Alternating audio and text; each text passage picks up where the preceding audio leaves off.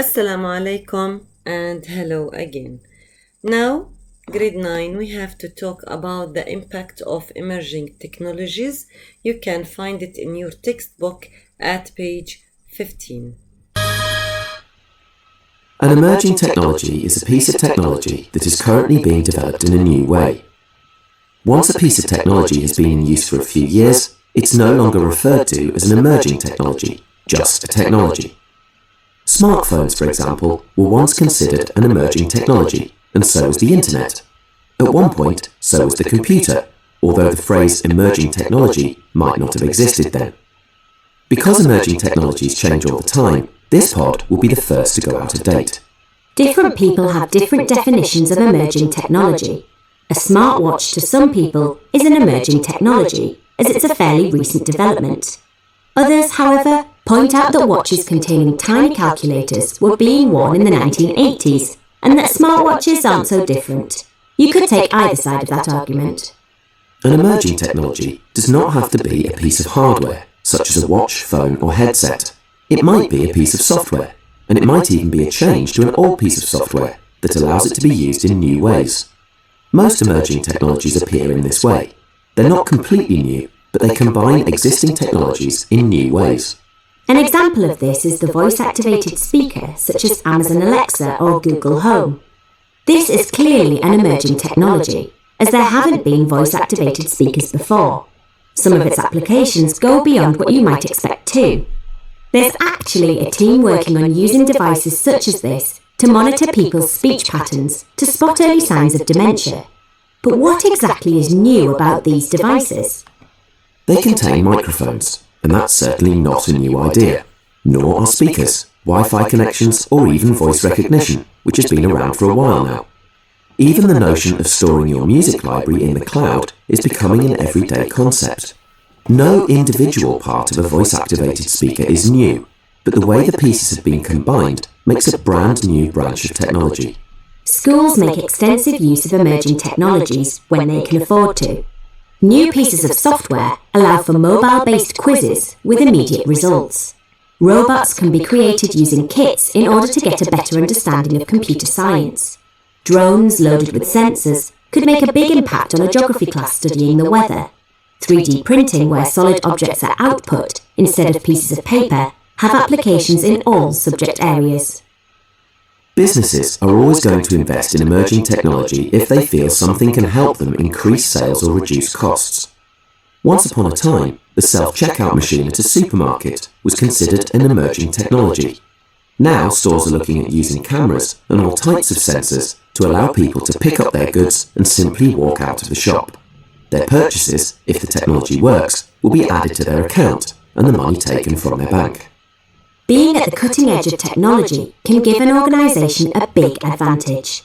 If a shop can operate without people operating tills, less money is spent on salaries. This, of course, is a disadvantage, and a major concern for those who currently work on tills. There is also expense involved, as new products are normally sold at a price to recoup development costs. The risk of a new technology not working does not seem to deter developers, which is a good thing.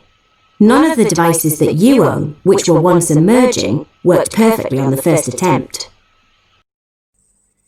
Now we are talking about impact of emerging technologies. We are talking about, briefly, this impact and the new technologies in artificial intelligence, biometrics, vision enhancement, robotics, quantum cryptography, computer-assisted translation, which is the CAT, 3D holographic imaging, and virtual reality.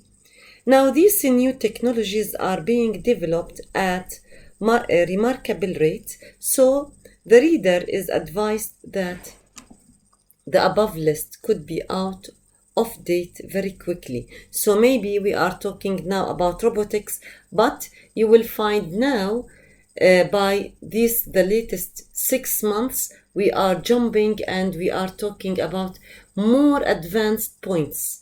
Because of this, you cannot just say, I am limited to the book. I can find out more improvements and more points about these technologies. Now let's find out what is the artificial intelligence in biometrics. Now, when we talk about the artificial intelligence in biometrics, we are talking about the dynamic profiling. Now, what is biometrics? Biometrics, it is talking about anything related to our biological parts of our body.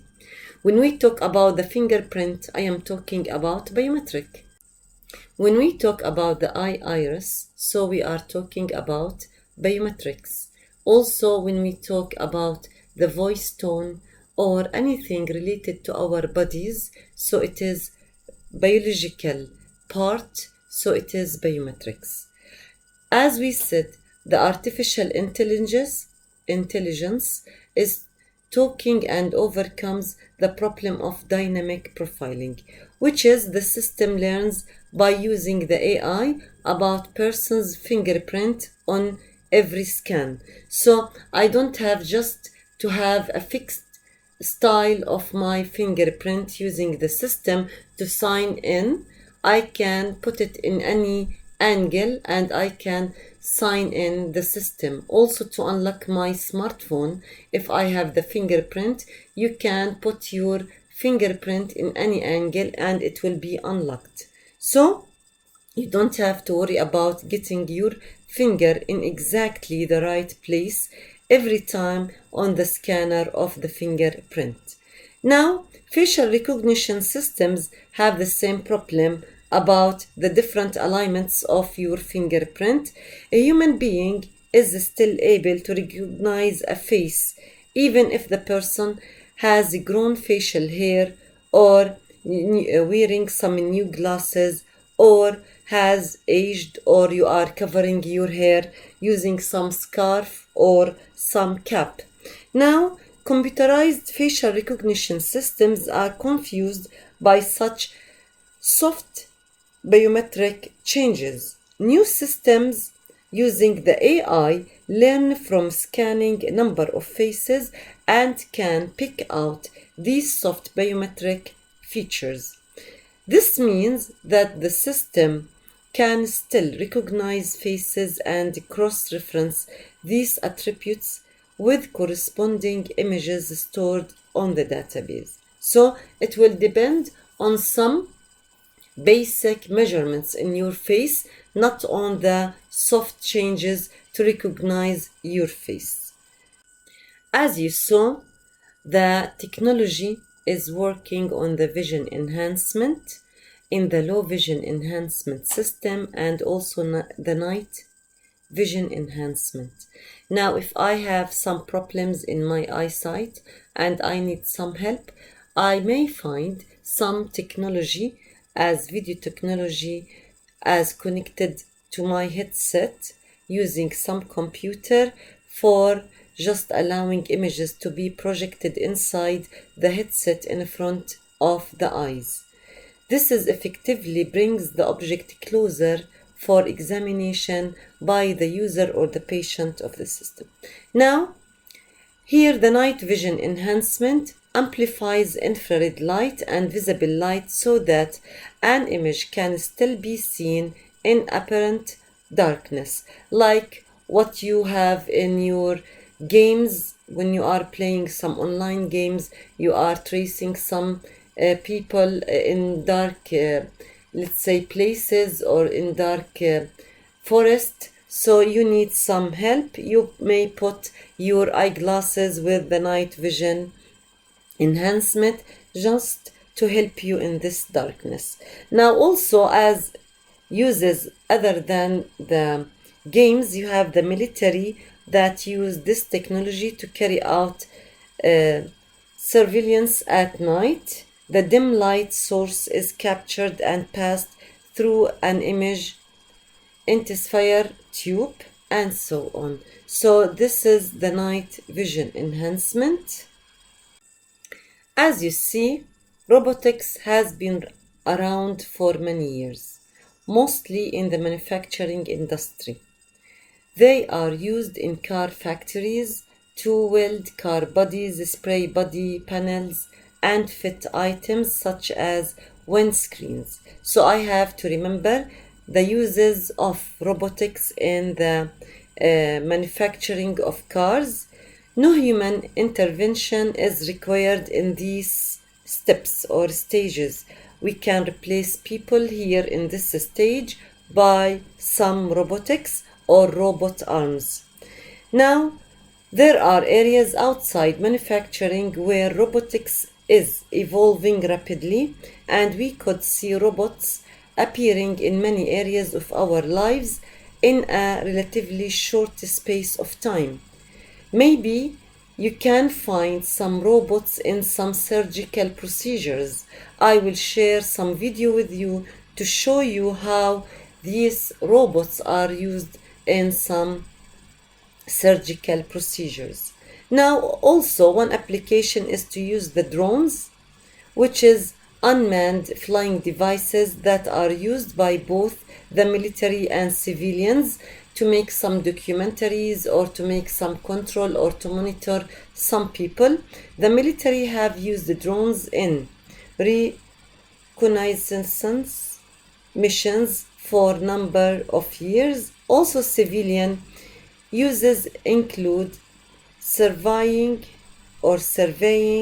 the landscape when we want to find the 3D for the use in the GPS or to investigate weather phenomena. Also, all of these are the uses of drones you can find in your book. Now, the other application of using robots in surgical procedures. Some robot surgery or robotic surgery allows surgeons to perform complex procedures with more precision, flexibility, and control than the standard surgical techniques. Okay, so you can find it now in some of my videos.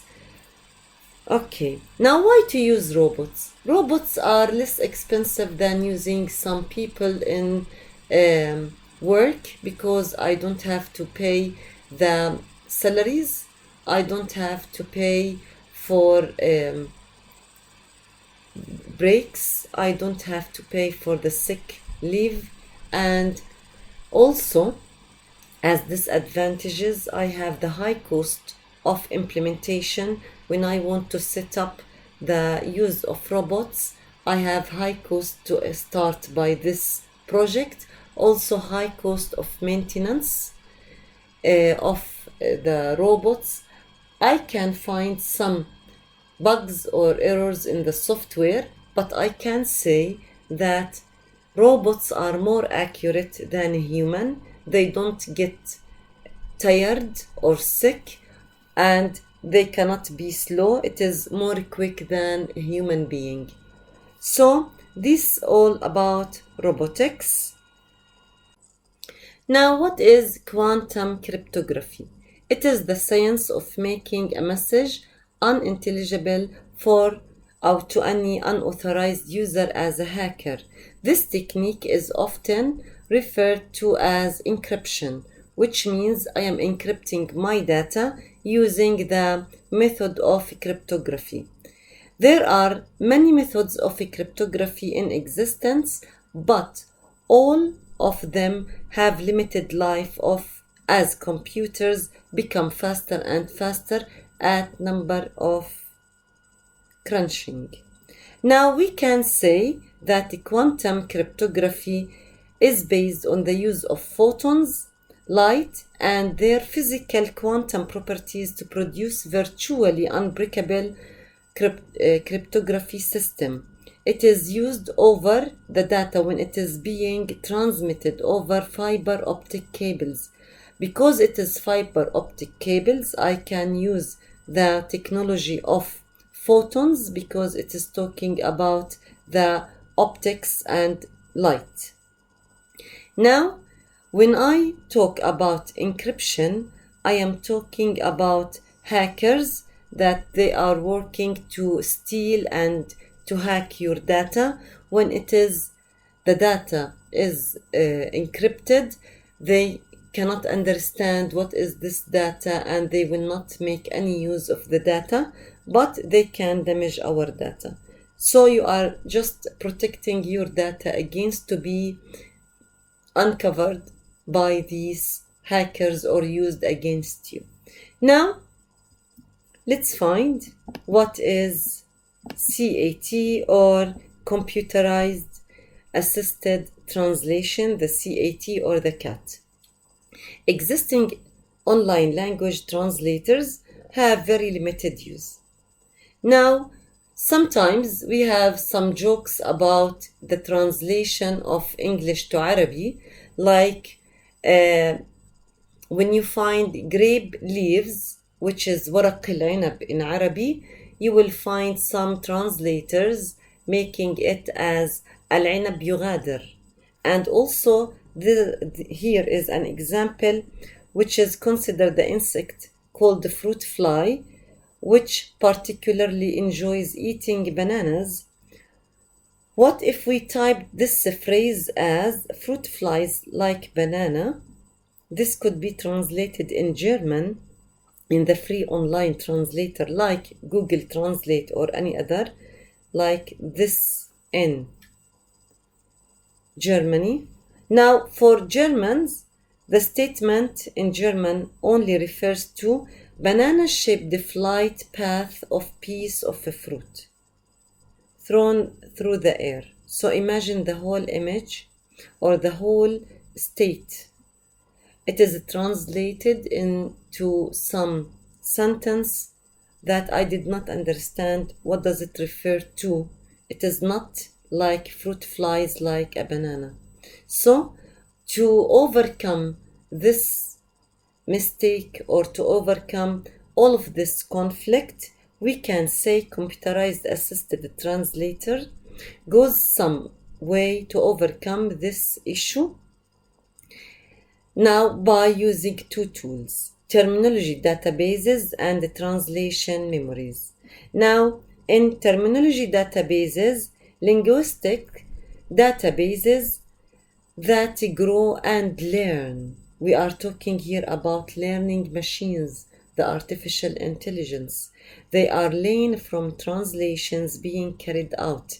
It is taking out how these translators, now I am making some translation and I am getting to put some notes in my translator to enrich my terminology database. Sometimes also I have to use the second tool, which is the translation memory. These automatically insert known translations for certain words, phrases, or sentences.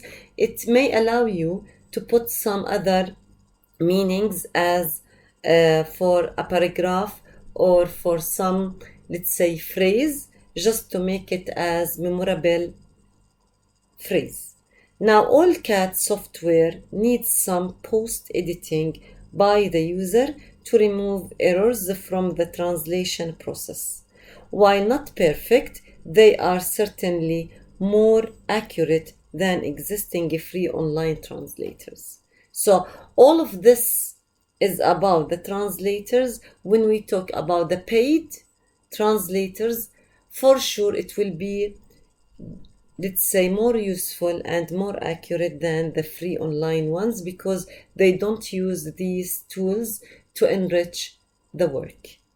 Now, also you can back to this YouTube link. I will share it with you also in the posts to find out more explanation about the CAT. Now we will talk about the holographic imaging, the 3D and holographic imaging. Holography is the technology that using 3D images like holograms to be produced. The technology involves the use of, we have to remember the 4 parts: source of laser light, interference of light, light diffraction, and also light intensity recording. Now, this is the simplest way to simulate how this hologram is formatted. Now, I have this original object and we have the mirrors here to reflect or to find the laser light source and the mirror to find the fake image or the hologram which is now format, or it is appearing in another place. So I have some people here or some object. I want it to appear in another place as a ghost for this object. You cannot use it here, you just can see it. Like the concerts of Kulthum, the modern concerts of Kulthum, now it is held in Dubai. They are working on making a theater that people can book some tickets to find their places in a theater to just watch Kulthum singing her old songs. As you know, she is a dead person, but now they can make and hold some concerts for her using the holograms or holographic videos, as just you can attend and hear her voice and her songs. Now, holographic image is rotated. Now, this is talking about how it works. You can just find out the summary of this story. Also, you are not in the situation to find out, let's say, details and to be in a specific way how it works. You just have to know in general. The holographic image is rotated. It appears to move in the same way as the original object. Now it is operating in 3 dimensions. The hologram is produced by first splitting laser beam.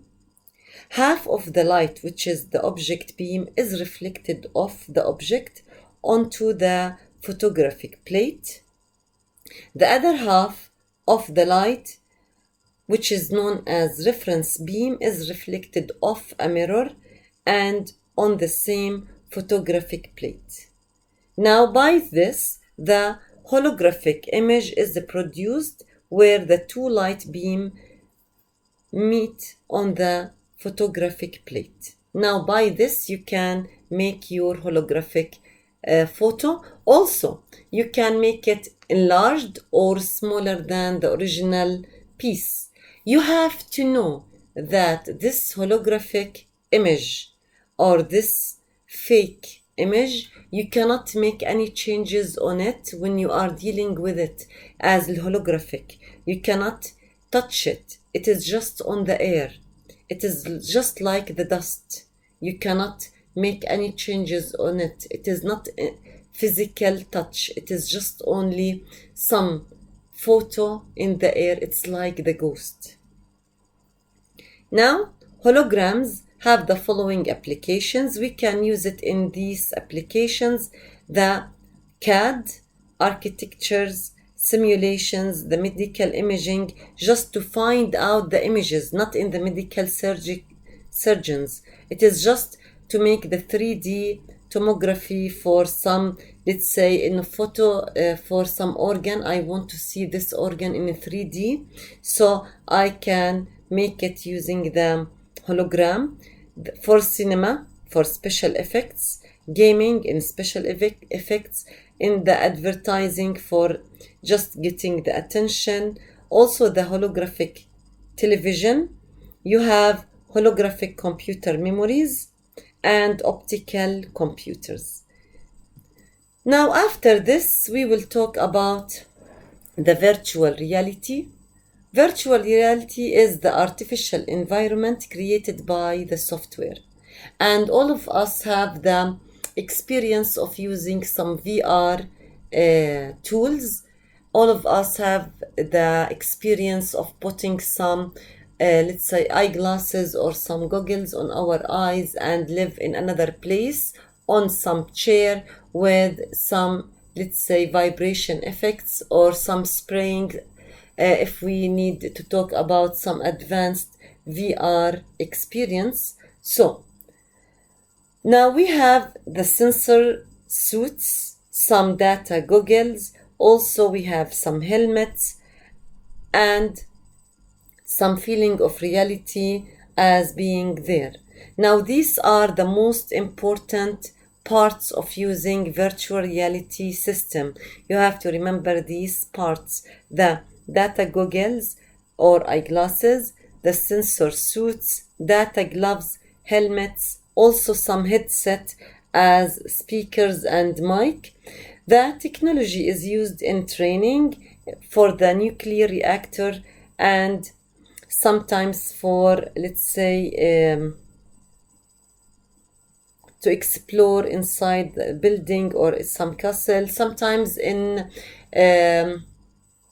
if you want to buy some new house and you have to visit this house to find out the rooms, how it is, let's say, the distribution of these rooms, the area of each room, and so on. But you cannot visit this home because this new house, it is long distance, so you can find, let's say, the first impression you can get it using the VR. In the real estate office, you can make some experience by putting this VR data goggles and find out how this house is distributed. If you like it, you can now drive to that house to find it on reality. Now, also some games can make the VR for the simulations, for driving simulations, also for education. If we want to make some VR for chemical experiments, or for, let's say, for some surgical operations, like to open some other's chest and find the heart, how it is working, how to remove it, how to make the vessels and valves with the reactor, and so on. So all of this can be done using the virtual reality. Now, why to go for VR? Because it is less expensive doing this situation on real.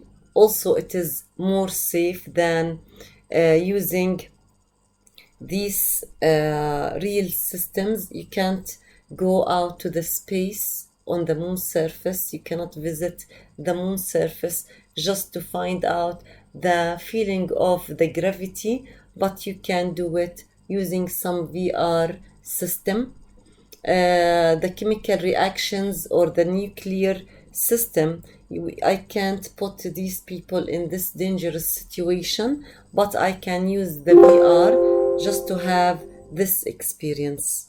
Now, the areas using the virtual reality, you have it in the military applications, in education, healthcare, entertainment, the fashion, the heritage, the business, real estate, engineering, sport, media, and scientific visualization. Now you have the examples here. You can read them and you have to memorize all of them, and you have just to find out that we need VR to make these experiments or this experience more safe, and it will be costing less, but at the same time it will make some confuse for the user when they are in the real situation. Maybe they will be confused. Am I in VR or in the real life? So some accidents may happen because the user now or the responsible now cannot differentiate. Are they in VR system now or on real? So we have to be careful about this point. Now, by this, we have finished our lesson about impact of technology, and see you in the next chapter.